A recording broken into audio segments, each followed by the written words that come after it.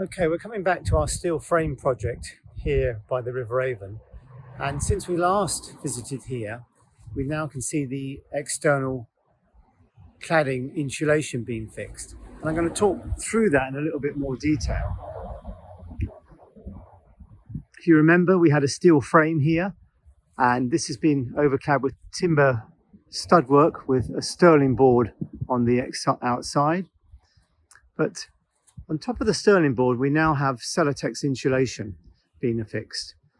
It looks like it's 50 millimeters thick.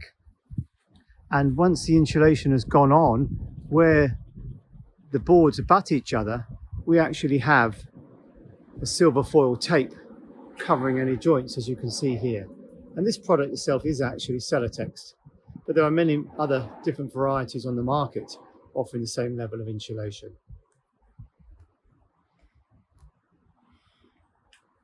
To the side here, you can see on that door jamb there the 50 mm thickness of the insulation. And the battens, they're blue in colour, and that's to signify that they've been treated, tannalized to prevent timber decay and insect decay in the longer term. Around the doorways, you can see the battens have gone completely around the doorway. This is ready to receive the door frame when it gets installed.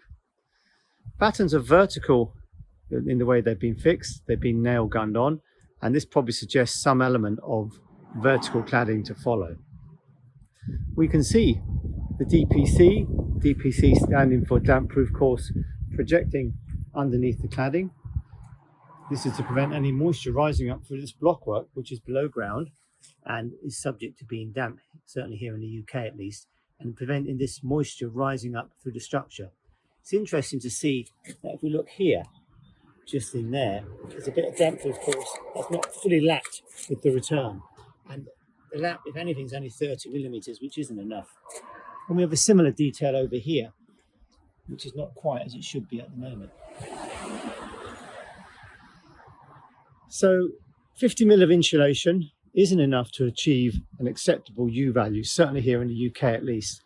And I suspect the timber frame is going to be insulated as well. And if we look in here, we can see some rock wool, mineral wool insulation has been stored in the dry and ready to insert probably on the inside of the stud partitions, which we can see here.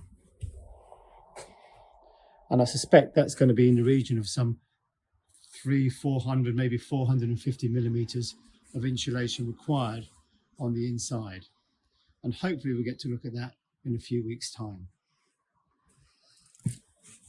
You can see here the silver foil tape where it's been returned round, and you can see there's quite a tight gap in the way the insulation has been butted, which is all very encouraging. Where the insulation's been cut, it's been cut quite square and not leaving any gaps at present at least.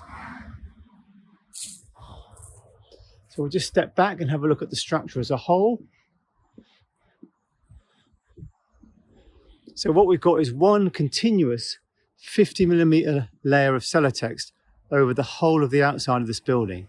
Now this is quite ideal fixing the insulation inside and outside, because on the outside this insulation serves to prevent thermal bridging of the timber stud that's infill the steel frame, and the steel frame itself prevents them by covering them in 2 inches of insulation or 50 millimeters of insulation, prevents heat or coolth moving through those parts of the structure.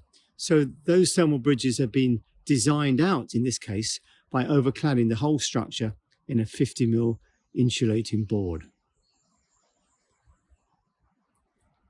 So we look forward now to coming back to this site once the insulation has been completed, and hopefully we can see some of the internal wall insulation being affixed as well.